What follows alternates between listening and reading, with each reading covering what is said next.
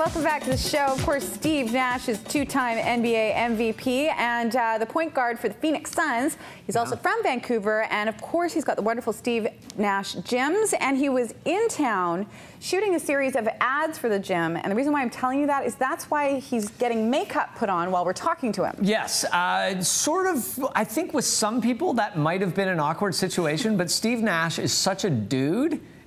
He didn't care. He didn't care. Like, at all. As a matter of fact, I think he liked it. I think he liked the fact that it was kind of weird and awkward. Well, here we are with Steve Nash at the Steve Nash gym. He's 100% Canadian, as are his tuxedos.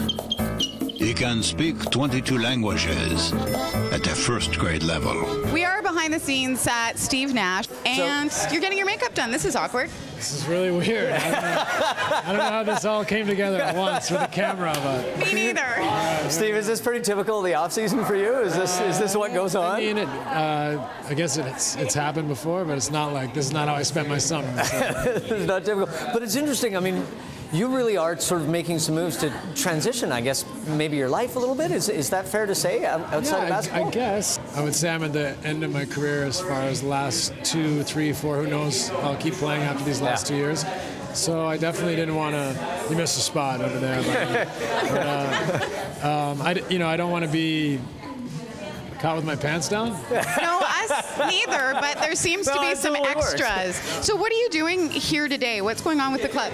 Well, we're just doing a bunch of photos for the next year for in the clubs, ads, whatever it may be, promotional stuff. So, they like to bank all their photos. Get it all done. Me at once, I guess. So it's kind of, I would say, the wrong strategy for a business to have a bunch of photos of me, but it seems to be. I think it works. We all look at them when we work out here.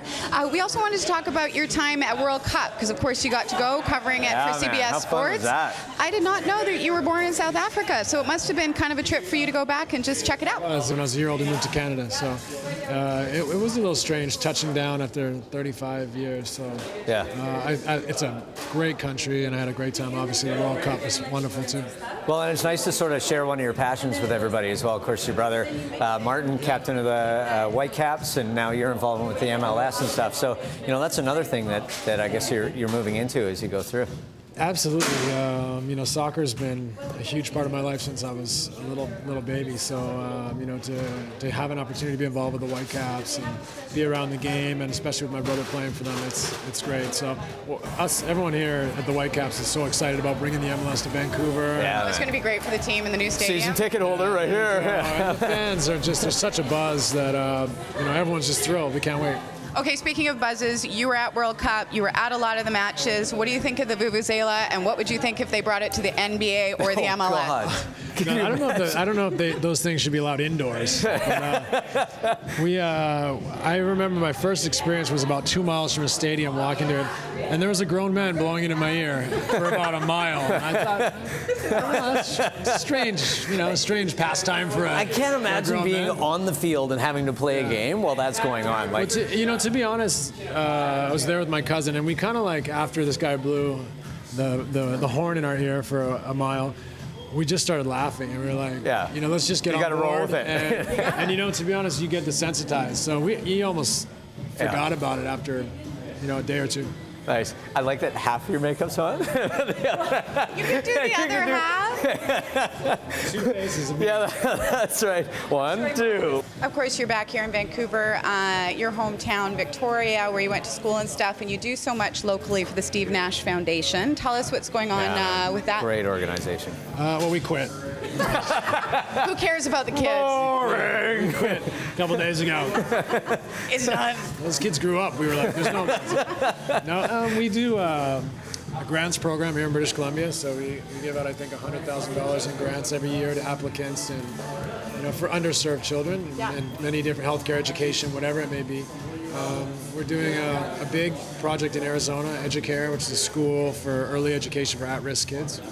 We're doing things in Uganda and Paraguay, and here and there, and you know, really just still learning a lot and working with great people, and hopefully helping a lot of kids enjoy a better life. Can I just say really quickly, as you were talking about the Suns in Arizona, what you guys did, wearing the Los Suns jerseys, that power of sport sometimes, just to make a really simple statement and a stance of, you know, this is where we are as human beings, not just players. So. Para mí estaba un placer. Did you guys talk about it a lot? I mean, was there a lot of discussion, or was it just something that happened? Our owner, actually, I have to give him a lot of credit. He came and asked our team if we were willing to do it.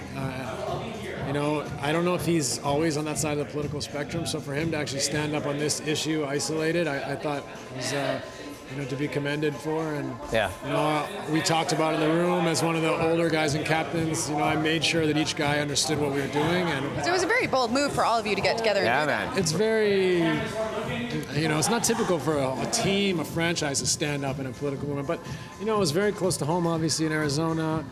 I think it damaged our state in a lot of ways, and I thought it was important for us to stand up for something in that situation. So I don't necessarily, it's too tricky to do that all the time, but in this situation, I think we all felt good about it. We made sure everyone on the team was clear and conscious of what we were doing and what the ramification was, and we did it together, and I thought it was something we were very proud of. Yeah, man, you should have been. What about next year?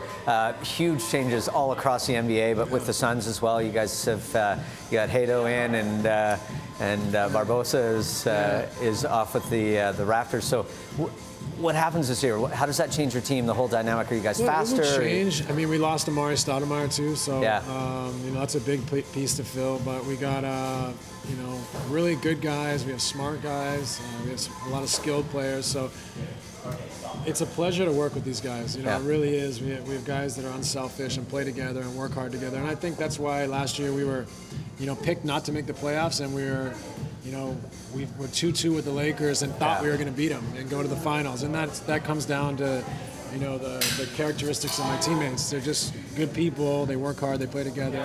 For me, when I finish playing, or even now, you know, people ask me, what's the best shot you've ever made or your best win? I couldn't even think of one. You know, all I think about is all the times with my teammates off the court. You know? On the bus, on the plane, in the locker room. Can I ask you about something on the plane, because you're very... Does it involve this by any chance? Yeah, it does. It was called Balls Talk. It was... What is Balls Talk? Balls Talk. I never do a sports interview without asking an awkward question, and this is that moment, Steve. Balls Talk. Well, I had a coach when I was a rookie who would like to put his foot on your armrest. Please don't demonstrate.